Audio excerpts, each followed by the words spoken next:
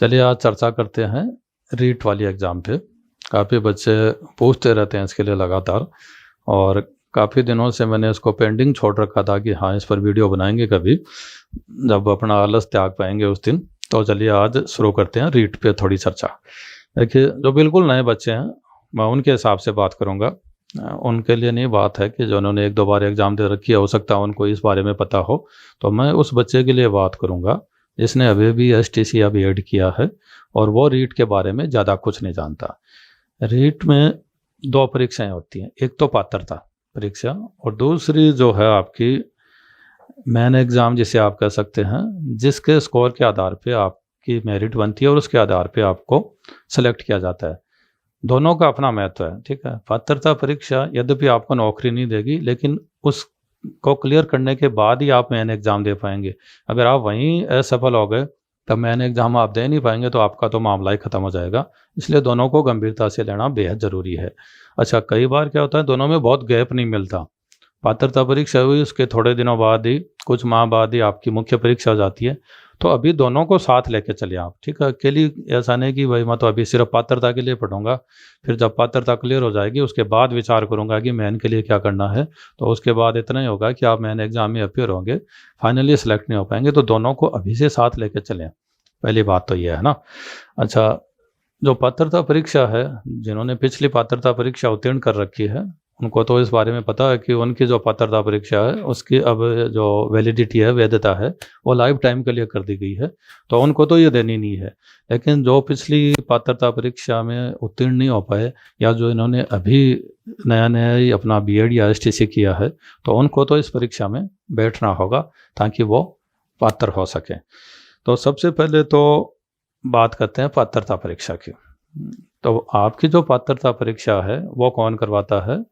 Board of secondary education Rajasthan, माध्यमिक शिक्षा board जो है आपका, वो करवाता है अजमेर, जो आपकी 10th और 12th के एग्ज़ाम भी करवाता है। तो तय मानिए वो अगर एग्ज़ाम करवा रहा है तो वो अपनी पुस्तकों को वरीयता पे रखेगा। जो बोर्ड की किताबें हैं वो वरीयता पे रहेंगी। तो एक काम तो आपको ये करना कि बोर्ड की किताबें तो पढ़नी हैं, क्योंकि ये परीक्षा बोर्ड करवा रहा है। तो आप बोर्ड की किताबों को तो घर ला के रख लीजिए। चलिए अपन चर्चा करते हैं अब आपका जो है सबसे पहले पात्रता परीक्षा में, और आज बात करेंगे लेवल 1 वालों की, ठीक है। लेवल 1 का मतलब वो स्टूडेंट जिन्होंने 12th किया है और साथ में एसटीसी कर रखी है। यद्यपि आजकल उसका नाम बदल गया होगा, लेकिन जो जैसे कहें कि चिर परिचित या फिर जैसे कि लोकप्रिय नाम है वो एसटीसी है। तो जिन्होंने एसटीसी कर रखा है वो बच्चे इसके लिए पात्र हैं, यानी जिन्होंने 12th किया और उसके बाद एसटीसी किया है वो इसके लिए क्या है, पात्र हैं। अब इसमें टोटल 5 भाग हैं पेपर के, ठीक है, और हर में 30-30 प्रश्न पूछे जा रहे हैं। पहला जो आपका भाग है वो है बाल विकास व शिक्षण विधियाँ। हिसाब से तो इसको आपने जब आपने एसटीसी की है उस समय बहुत अच्छे ढंग से पढ़ा होगा और आपको पढ़ना चाहिए था। पर दुर्भाग्य ये है कि बहुत से बच्चे उस समय इसके महत्व को नहीं समझ पाते और 2 साल यूं ही जिसे कहें कि कॉलेज लाइफ का आनंद लेते हुए निकाल देते हैं, और उसके बाद यहाँ दिक्कतें पैदा होती हैं। आपको कौन सी गाइड पढ़नी चाहिए, आपको कौन से नोट्स पढ़ने चाहिए, आपको किस कोचिंग में जाना चाहिए, अपना मुद्दा ये नहीं है, ठीक है। इस पर कोई बात नहीं की जाएगी, ये आप अपने आप पता लगा लेंगे। गाइड बाज़ार में आएगी, आपके आसपास के बच्चे बात करेंगे, आप भी जाके ले आएंगे, आप अपने दोस्तों से नोट्स भी ले लेंगे, और अगर आपके कोचिंग करने की इच्छा होगी कि तो वो भी आप पूछ पाछ के कहीं चले जाएंगे। मैं आपको ये राय दूंगा, बहुत अच्छा तो ये होता कि आपने जब एसटीसी की उस वक्त आप इसको ढंग से पढ़ते, आपका जो बाल विकास व शिक्षण विधियाँ हैं इसको, लेकिन आपने मान लीजिए वहाँ पढ़ाई नहीं की है, ठीक है। और ऐसे ही बहुत बड़ी संख्या है जिन्होंने उस समय का सदुपयोग नहीं किया है, उन 2 सालों का। जिन्होंने किया वो तो नो डाउट काफ़ी आगे हैं, ठीक है, वो बधाई के भी पात्र हैं और निसंदेह वो मजबूत दावेदार हैं सेलेक्ट होने के लिए। लेकिन जिन्होंने इन 2 सालों का उपयोग नहीं किया है, बल्कि बहुत से ऐसे बच्चे हैं जिन्होंने इन 2 सालों में बहुत कम पढ़ाई की है, लास्ट में अपनी पढ़ाई करके एग्ज़ाम को सिर्फ पास करने के उद्देश्य से पढ़ाई की है, तो उनकी अब दिक्कतें आ सकती हैं। यहाँ मैं आपको राय दूंगा कि आप गाइड पढ़ें, नोट्स पढ़ें या कहीं कोचिंग करें, उससे पहले आप लोग जो है राजस्थान हिंदी ग्रंथ अकादमी की एक किताब आती है डॉक्टर सुरेंद्र भास्कर की, और इसी नाम से आती है आपकी बाल विकास और मनोविज्ञान नाम से। उसमें जो आपके टॉपिक हैं वो मिल सकते हैं, यद्यपि वो आपके लिए नहीं लिखी गई है, वो काफ़ी डिटेल बुक है, लेकिन आप उसे पढ़कर अपनी समझ विकसित कर सकते हैं। कई बार क्या होता है, बच्चों को किताब सजेस्ट की जाती है तो उनका एक क्रॉस क्वेश्चन आता है कि ये तो बहुत मोटी है, ठीक है, ये पढ़ी जाएगी क्या, ये तो हमसे याद ही नहीं होगी। न तो वो आपको याद करनी है, सिर्फ आपको उसको पढ़ना है ताकि आपकी एक समझ डेवलप हो। आपको याद करने वाला मैटर तो जो गाइड है वहाँ मिल जाएगा, आपके नोट्स हैं वहाँ मिल जाएंगे, आप कहीं कोचिंग करें वहाँ जो शिक्षक आपको पढ़ाएगा वो आपको बता देगा कि ये याद करना है। लेकिन वो याद कैसे हो ये बड़ा प्रश्न है, और वो याद तब होगा जब आपने किताब पढ़ी हो, आपकी थोड़ी समझ विकसित हो, तब जाके आप उसको याद कर पाएंगे। वरना जो गाइड आप पढ़ रहे हैं वो पूरा राजस्थान पढ़ रहा है, जिन नोट्स को आप पढ़ रहे हैं वो भी पूरे राजस्थान के पास है। अगर आप कोचिंग कर रहे हैं और आप सोच रहे हैं कि मैं बहुत आगे हूँ, तो आपको पता होना चाहिए कि जितनी वैकेंसी आती है उससे कोई 10 गुना लोग कोचिंग कर रहे हैं। तो न तो सारे कोचिंग करने वाले सिलेक्ट होने वाले हैं, न सारे गाइड पढ़ने वाले सिलेक्ट होने वाले हैं, और न ही जिन्होंने नोट्स पढ़ रहे हैं वो सिलेक्ट होने वाले हैं। सिलेक्ट कौन होगा? जिसने अपनी थोड़ी समझ विकसित की है। तो पहला काम आप ये कीजिए कि इस पोर्शन को आप राजस्थान हिंदी गणित अकादमी की किताब से लाकर तैयार करें, समझें कि ये असल में है क्या। क्योंकि आपको जो सरकार है वो शिक्षक बना रही है, तो कम से कम आपको बच्चों के बारे में तो पता होना चाहिए, क्योंकि आप उनको ही पढ़ाएंगे, ठीक है। आपके ज्ञान से सरकार को कोई लेना देना नहीं है। सरकार को इस चीज़ से लेना देना है कि आपको जो आ रहा है वो आप बच्चों को पढ़ा पा रहे हो या नहीं पढ़ा पा रहे हो। अगर आप उसको नहीं पढ़ा पा रहे हो तो फिर सरकार आपका करेगी क्या? क्योंकि सरकार का उद्देश्य तो क्या है कि आपको जो ज्ञान है वो आप बच्चों तक पहुंचाओ, ताकि वो एक योग्य नागरिक बन पाएँ। तो इस बात को समझे कि आपका बेसिक काम क्या है, बच्चों को ज्ञान पहुंचाना है, ठीक है। आपको ज्ञान है वो बच्चों तक कैसे पहुंचेगा, जब आप बच्चों के बारे में जानोगे। तो ये बड़ा महत्वपूर्ण पोर्शन है, बाल विकास और शिक्षण विधियाँ, इसे ढंग से तैयार करें आप। और एक एक नंबर का महत्व है। अक्सर कई बार बच्चों को इस तरह की मानसिकता भी होती है कि ये तो मुझे नहीं आ रहा, चलो छोड़ो इसको, तो देख लेंगे, बाकी के पोर्शन अच्छे कर लेते हैं। हर पर्सन का महत्व है, हर पोर्शन का महत्व है, हर बिंदु का महत्व है, और किसी भी चीज़ को जैसे कहें। और आज जबकि आपके सामने एग्ज़ाम की कोई तारीख नहीं है, आपके पास पर्याप्त समय है, अगर आज आप इस मानसिकता के साथ पढ़ेंगे कि इसको तो मैं छोड़ देता हूँ, तो ये जिसे कहें उचित नीति नहीं है। इसके बाद आप देखेंगे कि यहाँ 2 भाषाएं आपको पूछी जा रही हैं, दोनों में 30-30% पूछे जा रहे हैं, और भाषा तो आप वो चुनेंगे जो आपको आ रही है। आमतौर पर राजस्थान के जो बच्चे हैं वो हिंदी को तो एक भाषा के रूप में लेते हैं। उसके बाद दूसरी भाषा है वो अक्सर अंग्रेजी या संस्कृत में से होती है, और जिन्होंने जैसे कहें कि पर्टिकुलर अगर सिंधी पढ़ रखी है, उर्दू पढ़ रखी है, पंजाबी पढ़ रखी है, गुजराती पढ़ रखी है, तो वो उन भाषाओं को लेते हैं। और आप जैसे मैंने अपने टेलीग्राम पे पाठ्यक्रम डाला था, और संभवतः आपने उसको देखा भी होगा, नहीं देखा तो आपको देख लेना चाहिए निकाल के। ज़्यादा कठिन प्रश्न नहीं आते हैं, ठीक है। आपका आप सिलेबस देखें कि एक अपठित गद्यांश में से निम्नलिखित व्याकरण संबंधी प्रश्न, पर्यायवाची, विलोम, वाक्यांशों के लिए एक शब्द, शब्दार्थ, शब्द शुद्धि, ये आपसे साधारण व्याकरण चाह रहा है, ठीक है। आपको यहाँ कोई हिंदी का बहुत बड़ा विद्वान नहीं चाहिए इसको, क्योंकि आप जिन बच्चों को पढ़ाएंगे वो कक्षा 1 से लेकर 5 तक के बच्चे हैं।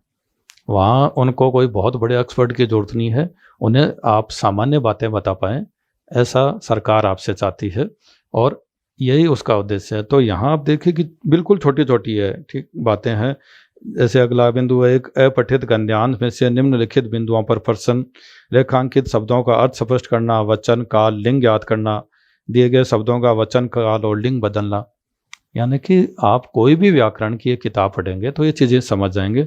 और इसके लिए जो सबसे अच्छी किताब हिंदी के लिए, मैंने जो अपने हिंदी के मित्र हैं उनसे बात की, तो उन्होंने कहा कि जो है माध्यमिक शिक्षा बोर्ड कक्षा 9 से 12 तक के लिए एक हिंदी व्याकरण की किताब जारी करता है, उसे पढ़नी चाहिए, वो बहुत अच्छी समझ विकसित करेगी। जैसा मैंने आपको कहा ना कि गाइड नोट्स वो आपका काम है, आप पता लगा के ले आएंगे, लेकिन यहाँ के लिए आप क्या करें, एटलीस्ट जो व्याकरण की किताब बोर्ड ने जारी कर रखी है उसको लाकर पढ़ें, ताकि आपकी समझ विकसित हो और आप बहुत अच्छा कर पाएँ, ठीक है। अगला जो, तो ये तो 2 भाषाएं होगी, ऐसा ही अंग्रेजी के साथ है, और ऐसा ही आपका जो है अगर आपका संस्कृत आप भाषा के रूप में लेते हैं उसमें है, या जो और बाकी की भाषाएं हैं वो तो वही बचा लेगा जिसने उनको पढ़ी है, तो वो उसके लिए तो जैसे कहें कि उसको कुछ बताने की ज़रूरत ही नहीं है, वो ऑलरेडी उसमें एक्सपर्ट है, क्योंकि उसने तो उस भाषा को एक विषय के रूप में पढ़ा है, तो वो काफ़ी अच्छा है।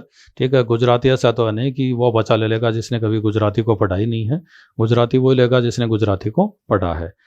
अगला जो मामला है वो है गणित का, और इसमें मैंने देखा आपका गणित में जो है ज़्यादातर जो प्रश्न हैं बिल्कुल साधारण से हैं।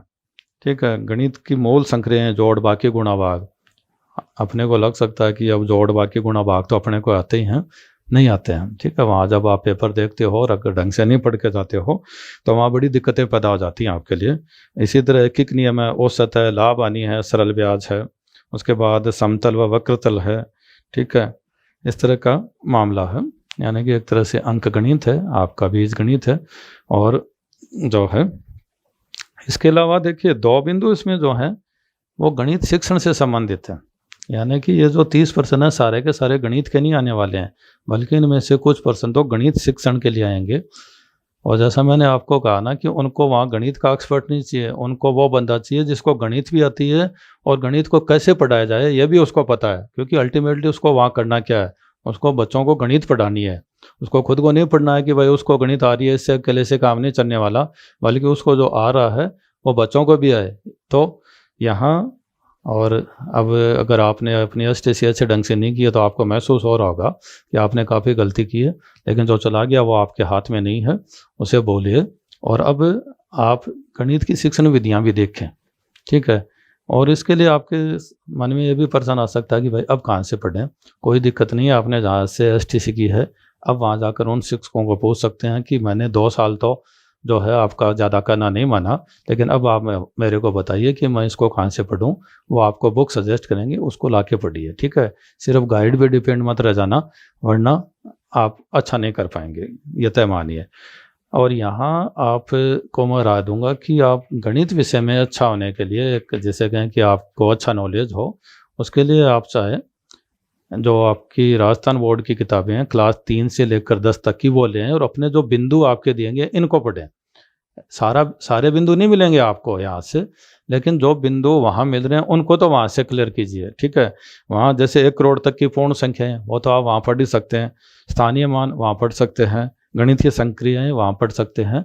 तो जो भी बिंदु वहाँ दिए गए हैं 3 से लेकर 10 तक की गणित की किताबों में, उन बिंदुओं को पहले वहाँ से तैयार करें ताकि आपकी समझ विकसित हो। असल में देखिए वो किताबें गाइड से बेहतर क्यों हैं? गाइड तो उन बच्चों के लिए लिखी गई है जिनके बारे में ये माना जा रहा है कि इन बच्चों ने 12th करके एसटीसी कर ली है, यानी इनकी समझ काफ़ी अच्छी है। वो किताबें तीसरी की किताब है, चौथी की किताब है, 5वीं की किताब है, वो किसके लिए लिखी गई है? तीसरी क्लास के बच्चे के लिए लिखी गई है, चौथी क्लास के बच्चे के लिए लिखी गई है, 5वीं क्लास के बच्चे के लिए लिखी गई है, उनके स्तर पे लिखी गई है। अब जब चौथी क्लास का बच्चा उस मैथ्स को समझ सकता है, तो आपने तो 12th करके एसटीसी कर ली, आप तो पक्के तौर पे समझ जाओगे। तो आप उस किताब से पढ़ें ताकि आप इस विषय को अच्छे ढंग से समझ सकें। अगला जो मामला है वो है पर्यावरण नाम से। इसमें आप देखिए बहुत आसान टॉपिक हैं, जैसे पहला परिवार है, आपसी संबंध, एकल व संयुक्त परिवार, सामाजिक बुराइयाँ, बाल विवाह, दहेज प्रथा, बाल श्रम, चोरी, दुर्व्यसन, नशाखोरी, धूम्रपान और इनके व्यक्तिगत, सामाजिक व आर्थिक दुष्परिणाम। कितना आसान सा मामला है, लेकिन पढ़ के जाना पड़ेगा, है ना। इसी तरह आप देखिए कि कुछ सामान्य जो हैं आपके विज्ञान, दैनिक विज्ञान से संबंधित मामला है। जैसे मैं देख रहा हूँ शरीर के बाह्य अंग और उनकी साफ सफाई, शरीर के आंतरिक भागों की सामान्य जानकारी, संतुलित भोजन की जानकारी और इसका महत्व, सामान्य रोग, उनके कारण बचाव प्लस पोलियो अभियान। ये जो है साधारण बिंदु, चाहे आपका दैनिक विज्ञान है, इतिहास है, भूगोल है, अर्थशास्त्र है। जैसे मैं देख रहा हूँ यहाँ इतिहास में क्या है, राजस्थान के मेले व त्यौहार, राजस्थान की वेशभूषा व आभूषण। यहाँ आप क्या पढ़ें?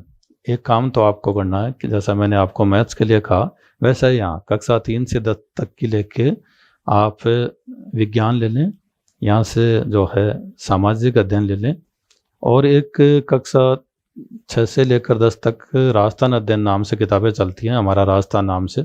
ठीक है, 6 से लेकर 10 तक वो टोटल जैसे कहें कि आपकी 5 किताबें हैं, वो ले आएँ, उनको पक्के तौर पर पढ़ें ताकि आप जो भी कोई गाइड वगैरह पढ़ें, सारे बिंदु नहीं है उनमें, आपको गाइड पढ़नी पड़ेगी, इसमें कोई शक नहीं है, आपको नोट्स भी पढ़ने पड़ेंगे, इसमें कोई शक नहीं है, लेकिन उनको पढ़ने से पहले आप इन किताबों को देखें और जो बिंदु इन किताबों में मिल रहे हैं उनको यहाँ से पढ़ डालें ताकि आपकी समझ बहुत अच्छी विकसित हो जाए। ये तो हुई आपकी पात्रता परीक्षा की बात, और जैसा मैंने कहा इसको गंभीरता से लेना है, क्योंकि अगर आप पात्रता परीक्षा नहीं उत्तीर्ण कर पाएंगे तो आपकी सारी प्लानिंग चौपट हो जाएगी। ठीक है कि आप मेंस में की तैयारी कर रहे हैं कि आप मैं मेंस में बहुत अच्छा करूंगा, लेकिन मेंस में अच्छा कब करेंगे, जब पहले इसको क्लियर करेंगे तभी।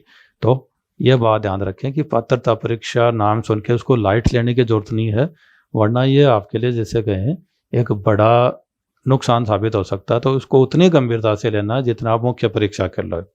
अब आते हैं मुख्य परीक्षा पे। मुख्य परीक्षा कौन देगा? जिसने पात्रता परीक्षा उत्तीर्ण कर रखी है। पहली बात, मुख्य परीक्षा में जो अंक आएंगे उनका महत्व बहुत ज़्यादा है, क्योंकि इसके आधार पे मेरिट बनेगी और अंतिम रूप से चयन होगा। तो ये आपको नौकरी देने वाली एग्ज़ाम है, और इसको करा कौन रहा है? कर्मचारी चयन बोर्ड।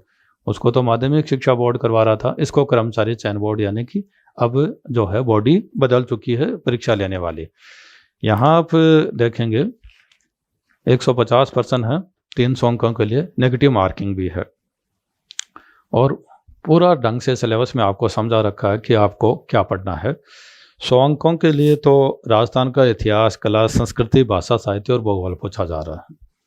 तो इसके लिए जो भी गाइड वगैरह आप पढ़ेंगे वो आप अपनी जगह है ले आएंगे, पढ़ लेंगे, लेकिन यहाँ क्लास 6 से लेकर 10 तक जो मैंने पीछे भी आपको सजेस्ट की है राजस्थान अध्ययन की किताबें, वो पक्के तौर पे आप पढ़ें जो अभी चल रही हैं, प्रचलन में है, ताकि आप राजस्थान के इतिहास, कला, संस्कृति, भूगोल के बारे में एक सामान्य समझ आपकी विकसित हो जाए। अगला जो 80 अंकों का मामला है, उसमें आपको जो बोर्ड की किताबें हैं जो स्कूलों में चल रही हैं वहाँ कोई ज़्यादा मैटर नहीं मिलेगा। जैसे राजस्थान का सामान्य ज्ञान है, शैक्षिक परिदृश्य है, आपका जो है राइट टू एजुकेशन है, करंट अफेयर्स वगैरह है, इनके लिए निसंदेह आपको गाइड और नोट्स पर डिपेंड होना पड़ेगा, क्योंकि इसके लिए बोर्ड की किताबों में कोई बहुत ज़्यादा मैटर आपको नहीं मिलेगा। फिर है विद्यालय विषय 50 अंकों के, और जो 5 आपके विद्यालय विषय हैं हिंदी, अंग्रेजी, गणित, विज्ञान और SST, इसको यहाँ पूछा जा रहा है। और आप एक चीज़ देखिए जो मैंने यहाँ नोटिस की थी, ठीक है, आपके पास सिलेबस नहीं है तो ऐसे निकाल के रख लीजिए ना, क्योंकि सिलेबस अगर नहीं है तो बिना सिलेबस के पढ़ना तो जैसे कहें आत्मघाती कदम है, ऐसा बिल्कुल नहीं करना आपको। यहाँ जैसे मैं हिंदी को देख रहा हूँ, सबसे पहले शब्द भेद है, संज्ञा, सर्वनाम, विशेषण, क्रिया विशेषण, संधि, समास, शब्द रूपांतरण, शब्द शुद्धि, मुहावरे व लोकोक्ति। 10 अंक है, यानी 5 ही पर्सन आएंगे। तो आपके मन में हो सकता है कि 5% के लिए इतना कौन परेशान होगा, लेकिन असल में जैसा मैंने कहा हर अंक का महत्व है, और आप चाहें तो अपने अड़ोस पड़ोस में ऐसे जैसे विद्यार्थियों को ढूंढ सकते हैं जिन्होंने 1-2 अंकों से परीक्षा में असफलता पाई है, तो आप उनको जाके पूछ सकते हैं कि 1 अंक का क्या महत्व है, वो आपको बता देंगे। ठीक है, तो हर पर्सन का महत्व है। तो हिंदी, ऐसा ही इंग्लिश के साथ है। गणित में आप देखिए पूर्ण संख्याएं, अभाज्य संख्याएं, भाज्य संख्याएं, गणितीय मूल संक्रियाएं, विज्ञान में अम्ल, क्षारक, लवण। ठीक है, इस तरह का सिलेबस आप पढ़ लेंगे, यहाँ मैं पढ़ के आपका टाइम नहीं खराब करूँगा। फिर सामाजिक अध्ययन में राजस्थान एक परिचय, मुगल साम्राज्य, राजस्थान की अर्थव्यवस्था, पृथ्वी के प्रमुख स्थल रूप, इस तरह की बातें हैं। तो इसके लिए जैसा इसने कह भी रखा है कि आपको बोर्ड की जो किताबें हैं जो पीछे मैं आपको सजेस्ट कर चुका हूँ, उन किताबों को ढंग से पढ़ना है, वो आप अच्छे ढंग से तैयार करेंगे।